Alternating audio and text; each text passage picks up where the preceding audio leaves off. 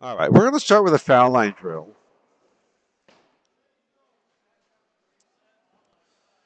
So in the foul line drill here, and I can make myself left-handed just so we don't have to reverse everything. Okay. You definitely want a little separation from the knee to the calf. Not a big one, but if it's touching, you don't have a base. The back leg will be back, kind of on the pinky toe side of the shoe. So you want to be a little bit on the outside part of the shoe. You never want like your whole heel down. Okay. But that will solidify that all the weight's on the front leg. We never want weight on both feet. It sounds backwards, but you'll actually have less balance with weight on both feet than if it's all on one. Okay. In this drill, elbow's just against the side below the shoulder. Wrist is level with the elbow. The push away, it's a small rounded motion where it goes out and down. We're not locking forward. The backswing height will be about the same height as the push away. It might go up about a half a ball higher than the push just from the momentum of the push away and the swing. But you can see it's kind of even back and forth. Lower body stays stable, upper body stays quiet.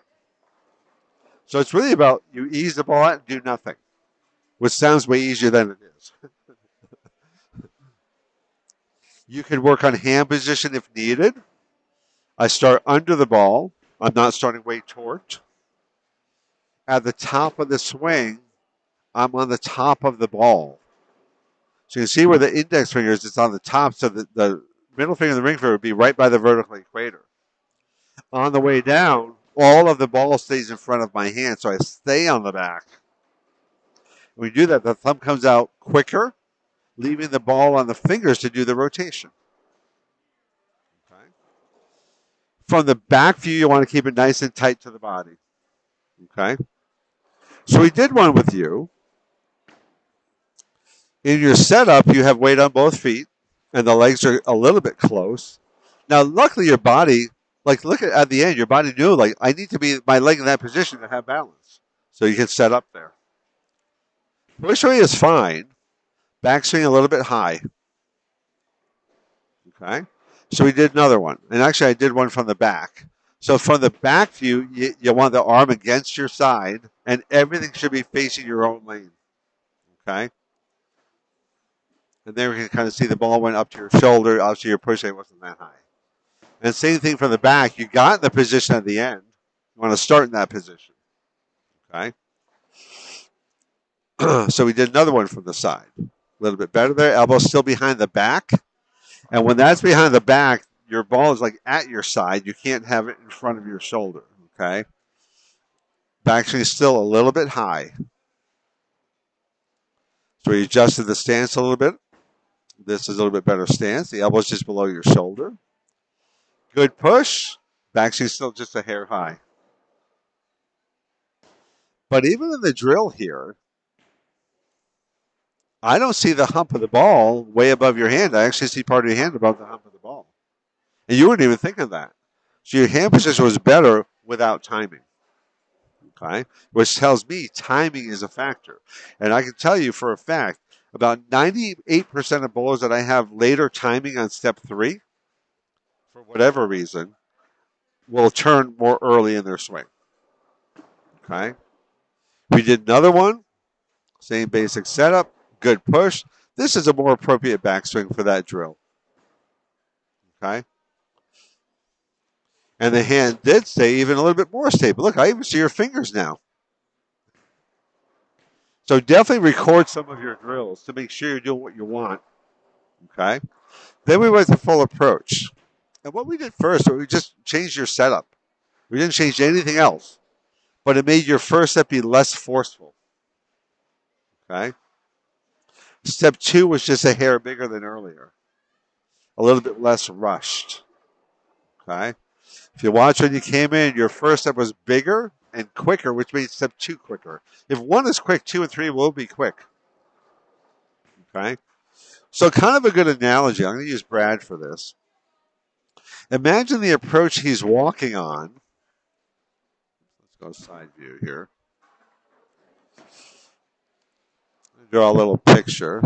So imagine the approach is nice and flat like it really is. And then about here, it kind of goes downhill to build some more momentum to finish. They ease into their momentum. Nothing is forceful at the start. Okay. Steps 2 and 3 are almost like natural size strides. I showed you that earlier with Steel Smith. Same thing. Ease into the momentum. Steps 2 and 3 are important because without steps 2 and 3, you have to rush your ball in position. And when you rush it, your hand gets on the side. Okay? Legs are stronger than arms. And bodies are so smart. When you use your legs, your body will just, oh, good, you use the lower half. I won't use the upper half as much. Okay? So then we start to work on the feeling of a smoother, small step 1. Still a little bit big on that one. Okay? This is the better one on step 1. That's smoother and smaller. Good. Okay? Not bad. Your body's getting used to the setup position. Push away motion is fine even before and after. Okay? You're just starting in a different position. Okay? Then we start to lengthen step 2 because step 2 is still a little bit small. On step 2, basically we have the center of the ball around belt level. It might be a hair higher than belt. If this came out to here, the ball would be right about there. Okay? On step 3, eventually the ball will be a little bit past your leg but below your butt. So we start to work on the feeling of a bigger step 2. And don't be afraid to exaggerate, almost to the point you feel stupid on purpose. It's fun in a weird way. Okay? So we did one more on 2. And this is the better one on 2, I believe. But I think we got one more even better. This is probably the biggest one on 2. We broke up 2 into 2 drills. The tempo. Sometimes if it's quick, it'll be short because the short step doesn't take long. So sometimes when you think tempo, it might get 2 inches bigger without thinking about size. This one, you really focused on the size. So that is the biggest 2 of the day. It's really just a mental commitment. And when you commit mentally, your muscles will end up doing it whether they like it or not. And sometimes your body will be tricky and say, okay, I'll give you 2. I'll just really screw you at 3. So this one we worked on 3, and your 3 was perfect. Your body took away 2 a little bit, which I kind of expected. Okay? But that is a better 3 for sure. Okay? And that gave your ball a little bit more time. Okay? Let's do this, and let's compare it to when you came in. And we'll get you done with step 2 on both.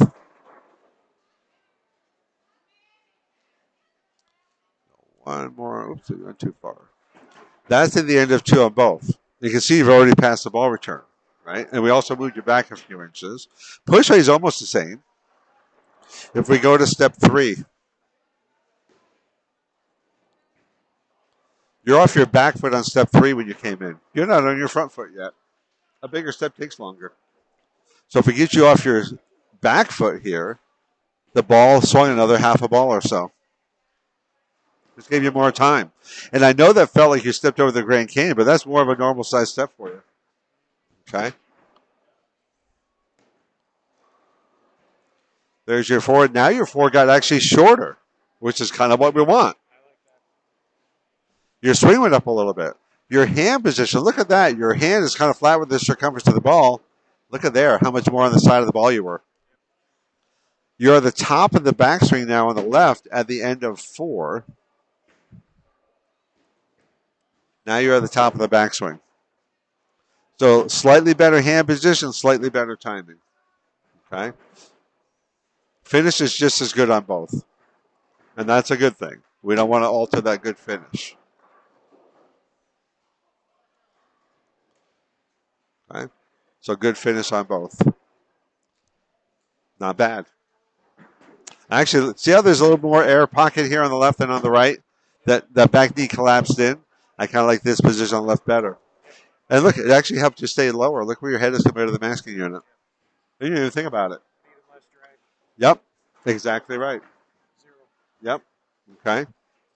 All right. Excellent job. Well, I gave you enough to work on for literally 6 to 12 months. Small improvement, constant, is better than a big change all at once. I think you're in a position you can incorporate the stance right away. You're already used to it. Okay? And your body doesn't care about that anymore. A lot of the other stuff is for when you go home. Yep, exactly.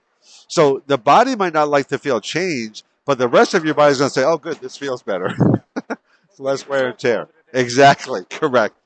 And then you just chip away at it, chip away at it. If it's 1 or 2% better, all right, great, we'll take it. We'll take more later.